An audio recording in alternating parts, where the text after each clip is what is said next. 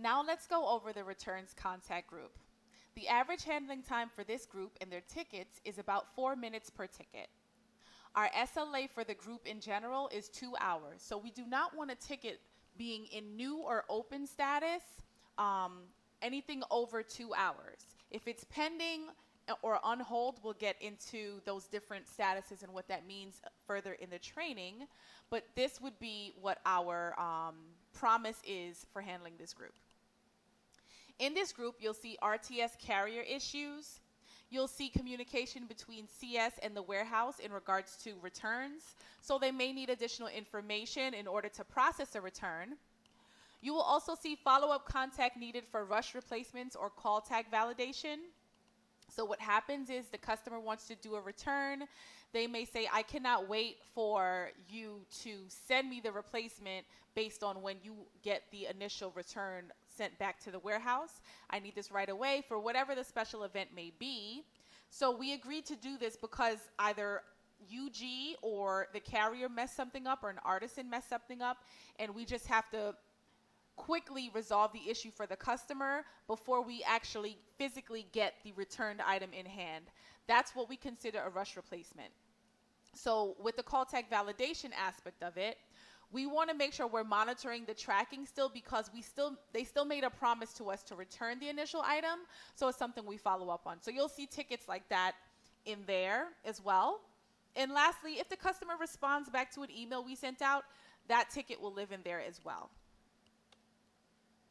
So return contacts and their macros. There are a few macros that you will use, some more than others, but in this one, we'll just go over a few. You want to make sure that you're doing a combination of 3 contacts before you move the ticket to its next phase.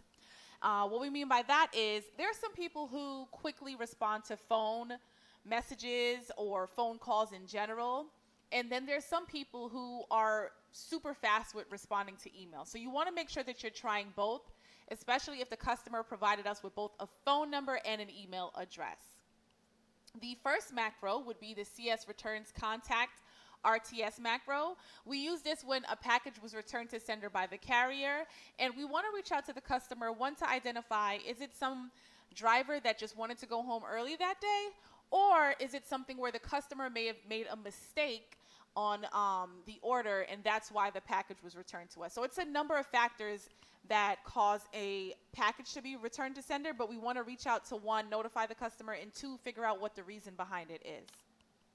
The next macro is CSRTS 0 low inventory. We use this when packages were RTS to us, and so it may be in limbo. So we are able to track it in the Convey dashboard and see like, hey, this package is coming back to us.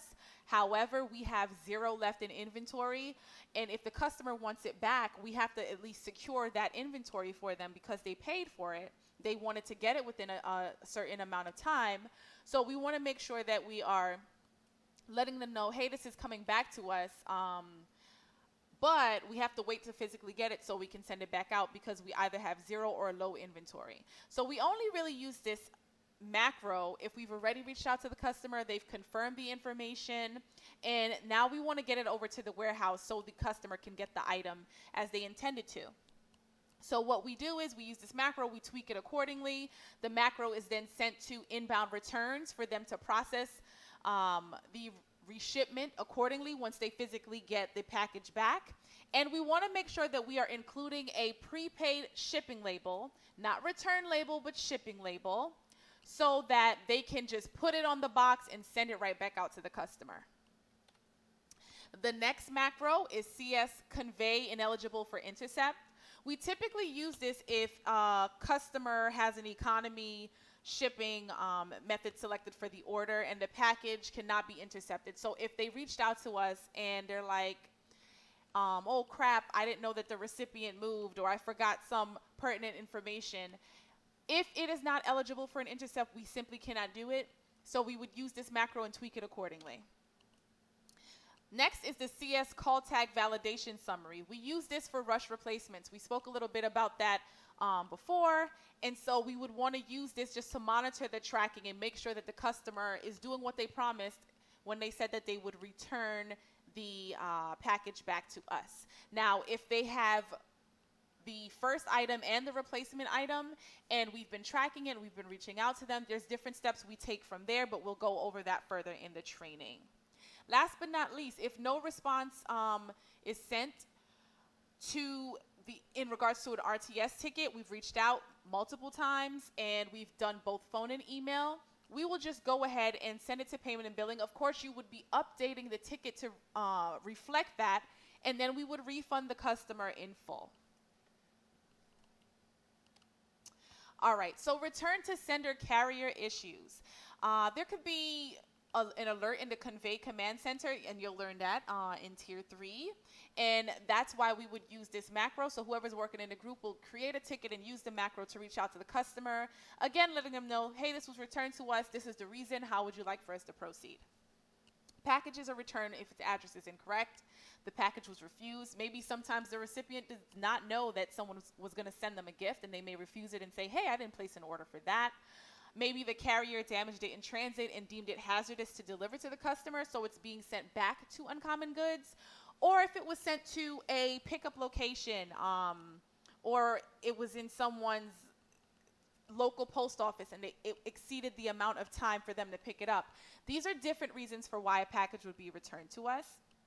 Either way, you want to remember that you're updating the internal ticket, how you've reached out to the customer, and what the next steps are. So if I reach out to someone, I left a message, hey, left a message stating X, Y, and Z, please reach back out on this date. Those are the type of notes you have to leave. Be very clear, specific, so the next person coming in knows how to handle the follow-up. Inbound return tickets.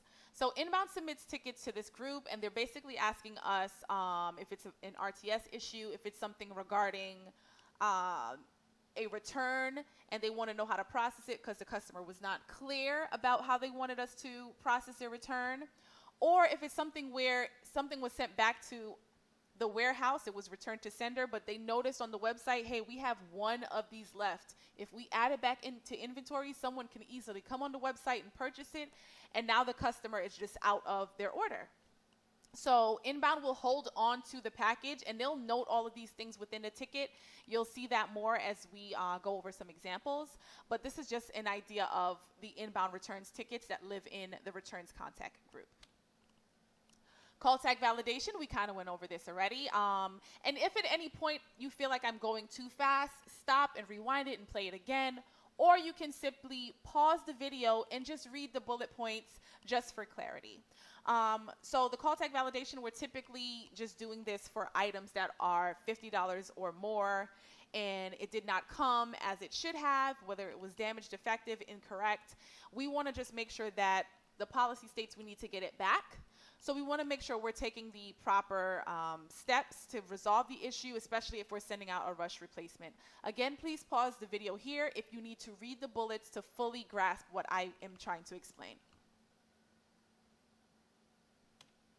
Okay, so returns contact and their macros. We have a few of them. Here is a screenshot of all of them. If you type in CTP, which is short for call tag pending, you will see all of these come up. You want to make sure that you're selecting the appropriate one. As you see, it has USPS or FedEx or final contact, second reminder, charge for extra item. Be sure that you are selecting the correct macro and then tweaking it accordingly. Please pause here to review.